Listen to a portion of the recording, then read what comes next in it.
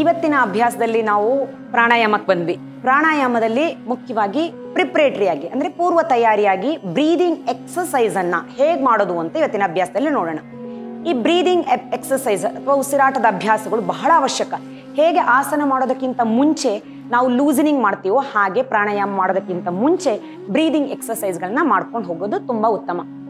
ನಮ್ಮ ಬ್ರೀದಿಂಗ್ ಅಲ್ಲಿ ಬ್ಯಾಲೆನ್ಸ್ ಬರೋದಕ್ಕೆ ಅಂದ್ರೆ ಹಜಾರ್ಡ್ನೆಸ್ ಇರುತ್ತೆ.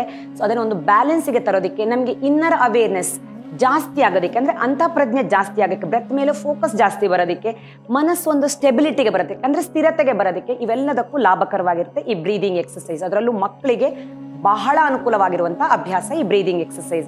ಪ್ರಾಣಾಯಾಮ ಮಾಡಿಲ್ಲ ಅಂದ್ರೂ ಬರೀ ಬ್ರೀದಿಂಗ್ ಎಕ್ಸಸೈಸ್ ಪಾರ್ಟ್ ಅನ್ನ ನಿತ್ಯ ಮಾಡ್ಕೊಂಡು ಬಂದ್ರೆ ಬಹಳ ಆರೋಗ್ಯಕರವಾಗಿರುತ್ತೆ. ಉಸಿರಾಟದ ಸಮಸ್ಯೆಗಳಿಗೆ, ರೆಸ್ಪಿರೇಟರಿ ಪ್ರಾಬ್ಲಮ್ಗಳಿಗೆ ಅನುಕೂಲಕರವಾಗಿರುವಂತಹ ಅಭ್ಯಾಸಗಳು. ನಿತ್ಯ ಸ್ಥಿತಿಯಲ್ಲೂ ಮಾಡ್ಬೋದು, ಇದನ್ನ ಕೂತಲ್ಲಿ ಕೂಡ ಮಾಡ್ಬೋದು. ಇವತ್ತಿನ ಅಭ್ಯಾಸ ನಾವು ನಿತ್ತಲ್ಲೇ ಮಾಡಿ ತೋರಿಸ್ತೀವಿ. ಮೊದಲಿಗೆ ನಾವು ನಿಧಾನಕ್ಕೆ ಉಸಿರಾಟ ಮಾಡೋ ದೃಷ್ಟಿಯಿಂದ ಕೈಯನ್ನ ನೀಳವಾಗಿ ಮುಂದಕ್ಕೆ ಚಾಚ್ಕೋಬೇಕು. ಎದೆಯ ಮುಂದಕ್ಕೆ ಹಸ್ತವನ್ನ ತೆರೆದಿದ್ದೀನಿ, ಚಾಚಿದ್ದೀನಿ. ಈಗ ಅಲ್ಲಿಂದ ಇನ್ಹೇಲ್ ಮಾಡ್ತಾ ಮಾಡ್ತಾ ನಿಧಾನಕ್ಕೆ in and out movement of hands, ಕೈಯನ್ನ ಹೊರಕ್ಕೂ ಒಳಕ್ಕೂ ಚಲಿಸುವಂತ ಅಭ್ಯಾಸ. ಮಂದಗತಿಯ ಚಲನೆ, ನಿಧಾನಕ್ಕೆ, ಎಷ್ಟು ನಿಧಾನಕ್ಕಾಗುತ್ತೋ ಅಷ್ಟು ನಿಧಾನಕ್ಕೆ. ಯಾಕಂದ್ರೆ ಮನಸ್ಸು ಶರೀರ ಹೊಂದಾಣಿಕೆ ಆಗ್ಬೇಕು. ಮನಸ್ಸು ಅಂದ್ರೆ ಉಸಿರಿನ ರೂಪದಲ್ಲಿರುವಂತಹ ಮನಸ್ಸು ಹೊಂದ್ಕೊಂಡು ಅಭ್ಯಾಸವನ್ನ ಮಾಡಬೇಕು.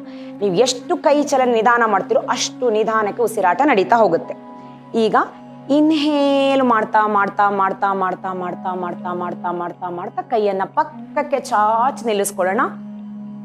ಎಕ್ಸೇಲ್ ಮಾಡ್ತಾ ಮಾಡ್ತಾ ಮಾಡ್ತಾ ಮಾಡ್ತಾ ಮುಂದಕ್ಕೆ ಕೈಯನ್ನ ಸೇರ್ಸಿದ್ವಿ. ಇಷ್ಟು ಉದ್ದಕ್ಕೂ ಒಂದು ಸಿಂಗಲ್ ಬ್ರೆತ್ ಅನ್ನ, ಒಂದೇ ಉಸಿರನ್ನ ಜರ್ಕ್ ಇಲ್ಲದೆ, ಪಾಸ್ ಇಲ್ಲದೆ ಅಂದ್ರೆ ಎಲ್ಲೂ ನಿಲ್ಲಿಸದೆ, ಅರ್ಧ ನಿಲ್ಲಿಸದೆ, ಒಮ್ಮೆ ಸ್ಪೀಡ್ ಆಗಿ ತಗೊಳ್ಳೋದು, ಒಮ್ಮೆ ನಿಧಾನಕ್ಕೆ ತಗೊಳ್ಳೋದು, ಆ ರೀತಿ ಮಾಡದೆ, ರಭಸವಾಗಿ ತಗೊಳ್ಳದೆ ಒಂದೇ ಗತಿಯಲ್ಲಿ, ಮಂದ ಗತಿಯಲ್ಲಿ ಶ್ವಾಸ ಎಳಿಬೇಕು. ಗಂಟಲಿನಿಂದ ರಶ್ಶಿಂಗ್ ಸೌಂಡ್ ಅನ್ನ ಕ್ರಿಯೇಟ್ ಮಾಡಬೇಕು. ಶ್ವಾಸೋಚ್ಛ್ವಾಸ ಮೂಗಿನ ಮೂಲಕನೇ ಆಗ್ಬೇಕು. ಬಾಯಿ ಮುಚ್ಚೆ ಇರುತ್ತೆ, ಆದ್ರೆ ಮೂಗಿನ ಮೂಲಕ ಎಳೆಯುವ ಶ್ವಾಸ ಗಂಟಲಿನಿಂದ ಸ್ವರ ಹೊರಡಿಸ್ಕೊಂಡು ಫ್ಯಾರಿನೆಕ್ಸ್ ಲ್ಯಾರಿನೆಕ್ಸ್ ಮಸಿಲ್ ಅಲ್ಲಿ ಅಂದ್ರೆ ಗಂಟಲಿನ ಒಳಭಾಗಕ್ಕೆ ಒತ್ತಡ ಹೇರ್ಕೊಂಡು ಹೋಗುವಂತ ಸ್ವರ ಉತ್ಪತ್ತಿ ಆಗ್ಬೇಕು. ಅಭ್ಯಾಸವನ್ನ ಮಾಡ್ತಾ ಹೋಗೋಣ, ಗಮನಿಸ್ಕೊಳ್ತಾ ಹೋಗಿ.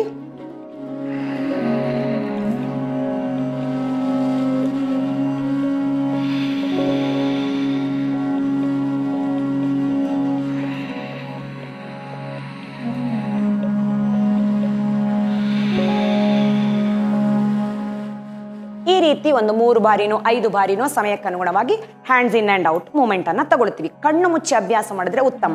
ಮನಸ್ಸು ಹೆಚ್ಚು ಫೋಕಸ್ ಆಗುತ್ತೆ, ಉಸಿರಿನ ಮೇಲೆ, ಬ್ರೆತ್ತಿನ ಮೇಲೆ ಕೇಂದ್ರೀಕರಿಸಕ್ಕೆ ಸುಲಭ ಆಗುತ್ತೆ. ಇಲ್ಲ ಅಂದ್ರೆ ಮೈಂಡ್ ಡಿಸ್ಟ್ರಾಕ್ಟ್ ಆಗುತ್ತೆ, ಹೊರಗಡೆಗೆ ತೆರೆದುಕೊಂಡ್ಬಿಡುತ್ತೆ. ಯಾಕಂದ್ರೆ ಕಣ್ಣುಗಳು ಮನಸ್ಸಿನ ದ್ವಾರ ಅಂತೆ, ಅದು ಬಾಗಿಲುಗಳಂತೆ. ಹಾಗಾಗಿ ಬಾಗಿಲು ಮುಚ್ಚಿ ಅಭ್ಯಾಸವನ್ನು ಮಾಡಿದ್ರೆ ಉತ್ತಮ. ಇನ್ನು ನೆಕ್ಸ್ಟ್ ಅದರಲ್ಲೇ ಮುಂದುವರೆದ ಭಾಗ, ಬೆರಳುಗಳನ್ನ ಹೆಣೆದು ಎದೆಯ ಮೇಲೆ ನಿಲ್ಲಿಸ್ಕೊಳ್ತಾ ಇದ್ದೀನಿ. ಇನ್ಹೇಲ್ ಮಾಡ್ತಾ ಉಸಿರು ಎಳಿತಾ ಎಳಿತಾ ಅಂಗೈ ಹೊರಕ್ಕೆ ತಿರುಚ್ತಾ, ಮೊಣಕೈ 2 ನೇರ, palms turning out, straightening the elbows, stretching forward in front of the chest, ಎದೆಯ ನೇರಕ್ಕೆ ಚಾಚುವಂಥದ್ದು. ಇನ್ಹೇಲ್ ಇಷ್ಟಕ್ಕೂ ಆಯ್ತು. ಎಕ್ಸೇಲ್ ಉಸಿರನ್ನ ಹೊರ ಬಿಡ್ತಾ ವಾಪಸ್ ಮೊಣಕೈ ಮಡಚ್ತಾ, ಅಂಗೈ ತಿರುಚ್ತಾ ಎದೆಯ ಮೇಲಕ್ಕೆ. ಇದೊಂದು 2 ಸುತ್ತೋ 3 ಸುತ್ತೋ ಅಭ್ಯಾಸ ಮಾಡ್ತಾ ಬರೋಣ.